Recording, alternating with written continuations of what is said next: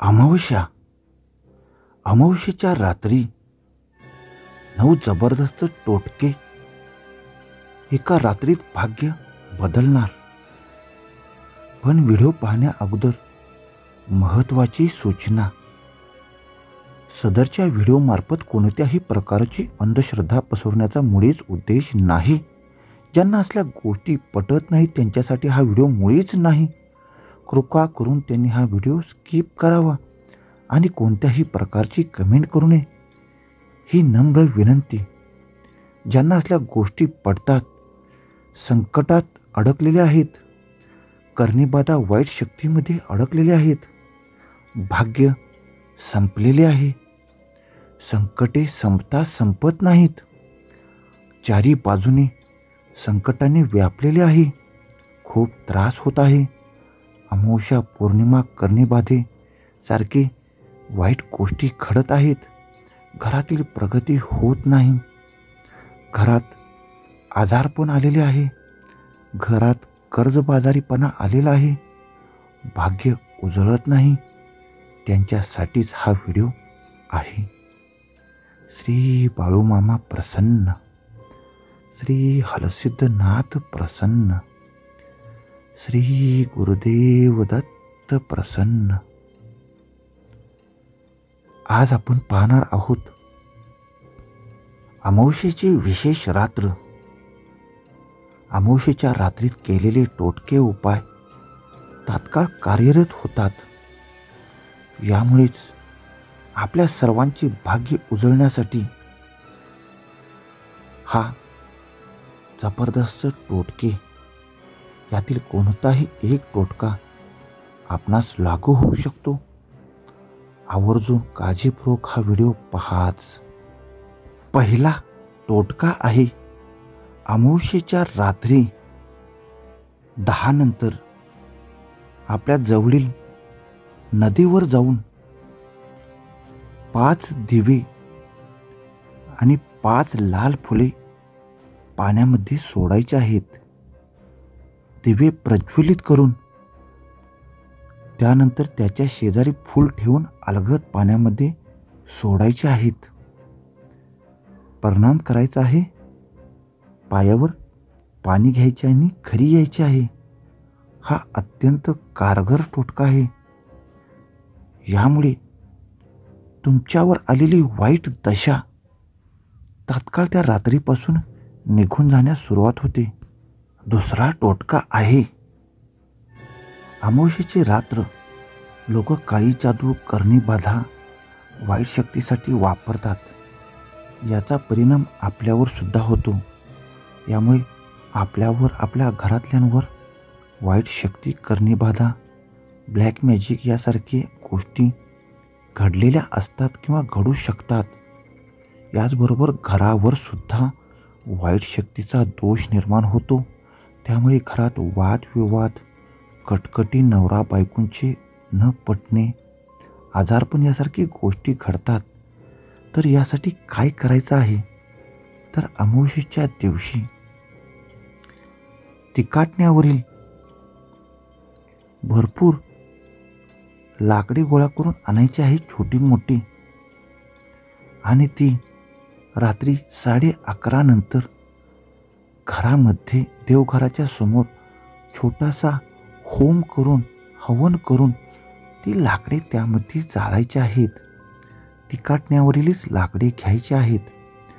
त्यामध्ये 3 लवंग, 3 उडीद, काळे उडीद, याचबरोबर हळद, कुंकू, चंदन, तूप, अगरबत्ती, याचबरोबर होम हवनसाठी लागणारे सर्व साहित्य जाळायचे आहे. फक्त 15 मिनिटे होम हवन करायचे आहे. यानंतर ते होम हवन केलेले आपल्या घराच्या बाहेर मोकळ्या जागेत ठेवायचे आहे. बघा, एका रात्रीमध्ये आपले भाग्य बदलून जाणार आहे या गोष्टीमुळे. ही गोष्ट तुम्हाला कोण सांगणार नाही. पण तिकाटण्यामधील ज्या वस्तू आपण आणलेल्या आहेत, यामुळे होम हवन केल्यामुळे आपल्यावर कोणी ना कोणी काळी जादू केलेली असते, वाईट शक्ती केलेली असते. त्यामुळे आपली प्रगती होत नाही, व्यवसाय वृद्धी होत नाही, नोकरी लागत नाही, प्रमोशन होत नाही, सैरभैर होतो, झपाटलेला होतो, चिडखोर होतो. घरामध्ये कोणाचीच प्रगती होत नाही, पैशाची भरभरती होत नाही. तर या उपायाने आपले सर्व भाग्य बदलून जाणार आहे, हे मी खात्रीशीर सांगतो. तिसरा टोटका आहे, अमावस्येच्या रात्री अंधारामध्ये रात्री 10 नंतर आपल्या जवळील कोणत्याही विहिरीमध्ये किंवा ज्यामध्ये मोठा खड्डा आहे, थोडेसे पाणी आहे, तिथे जाऊन 3 चमचे दूध टाकायचे आहे. होय, 3 चमचे दूध टाकायचे आहे. दूध टाकताना आपण चप्पल काढूनच दूध टाकायचे आहे, हे लक्षात घ्या. हे दूध टाकल्यामुळे आपल्यावर कोण तंत्र मंत्र केले असेल, भूत बाधा केली असेल, तर ती तात्काळ परत जाते आणि आपले थांबलेले भाग्य पुन्हा सुरू होते. चौथा टोटका आहे, अमावस्येच्या रात्री देवघरामध्ये महादेव, बाळूमामा, श्री स्वामी समर्थ किंवा इष्टदेव कोणीही असो, त्या देवाऱ्यामध्ये नारळ फोडायचा आहे, महादेवांचे स्मरण करायचे आहे आणि आपले सर्व दुःख पीडा बोलून दाखवायच्या आहेत. तात्काळ बंद करण्याची विनंती करायची आहे आणि हे नारळ फोडलेले 5 तुकडे करून ते आपणास जिथे 5 रस्ते जातात त्या रस्त्यावर 5 बाजूला 5 फेकून द्यायचे आहेत. 5 रस्ते उपलब्ध नसतील तर 3 रस्त्यावर सुद्धा आपण ते फेकून येऊ शकतो. तिकाटने म्हणतात त्यास. पण ही गुपचूप करायची आहे, कोणीही आपणास बघणार नाही याची खात्री करायची आहे. आणि एकदा टाकल्यानंतर मागे वळून न पाहता तात्काळ घरी परतून हातपाय धुवूनच कोणाशीही बोलायचे आहे. 5वा टोटका आहे, अनेक जणांची अनेक शत्रू असतात. शत्रूमुळे शत्रू बाधा होते, यामुळे वाईट परिणाम सुद्धा होतात. तर आपले शत्रू संपवायचे असतील किंवा शत्रुत्व संपवायचे असेल तर अमावस्येच्या दिवशी रात्री चपाती किंवा भाकरी जास्त तेल लावून काळ्या कुत्र्याला खायला द्यायचे आहे. तात्काळ जर ते त्या काळ्या कुत्र्याने खाल्ले तर त्या रात्रीपासून आपले शत्रुत्व संपते. पण काळ्या कुत्र्याने ती भाकरी किंवा चपाती खाल्ली नाही तर पुढल्या अमावस्येला हा उपाय करायचा आहे. जोपर्यंत काळे कुत्रे ते खात नाही तोपर्यंत करावाच लागेल.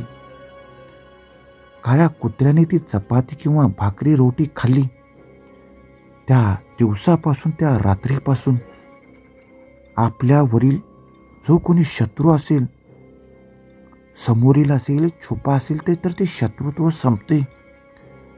आणि त्याने काही वाईट शक्तीचा वापर केला असेल तर त्याच्यावरच तो उलटतो आणि एका रात्रीत आपलं भाग्य बदलण्यास सुरुवात होते. 6वा टोटका आहे, ज्यांना नोकरीची समस्या आहे, नोकरी लागत नाही, जर नोकरी मिळावीच असे वाटत असेल तर अमावस्येच्या दिवशी एक मोठा लिंबू घेऊन आपल्या देवघरामध्ये किंवा नजीकच्या मंदिरामध्ये ठेवायचा आहे.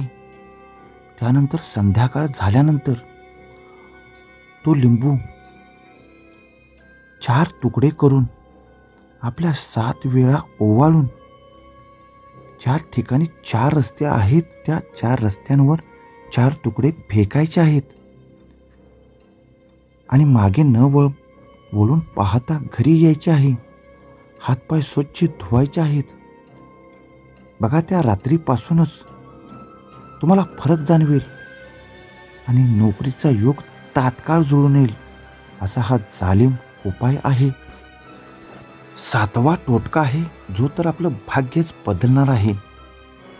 ज्याला खूप त्रास होत आहे, मनस्ताप होत आहे, कोणतेही काम होत नाही, त्याने अमावस्येच्या प्रत्येक अमावस्येला कोणत्याही नदीमध्ये, तळ्यामध्ये, विहिरीमध्ये किंवा जिथे मासे असतात तिथे थोडेसे घरातील पीठ घेऊन जाऊन माशांना दर अमावस्येला खायला घालायचे आहेत.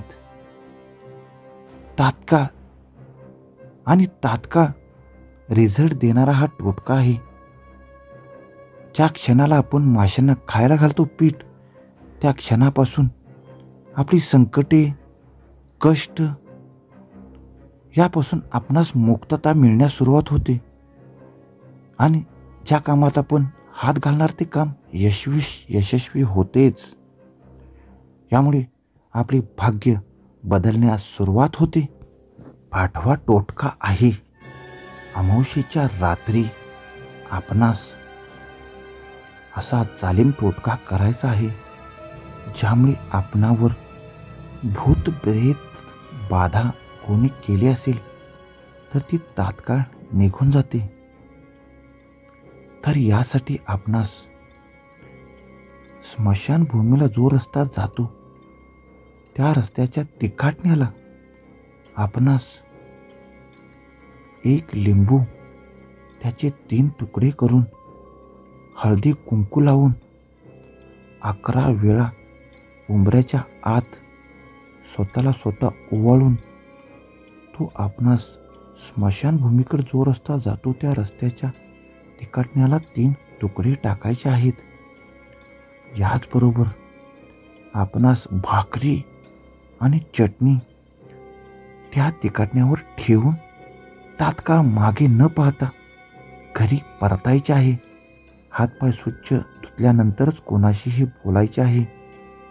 आणि हा उपाय करताना अमावस्येला नॉनव्हेज, मांसाहार चुकूनही चालत नाही, मद्यपान, दारू चुकूनही चालत नाही, नाहीतर हा टोटका कामी येत नाही. हा अत्यंत जालिम टोटका आहे.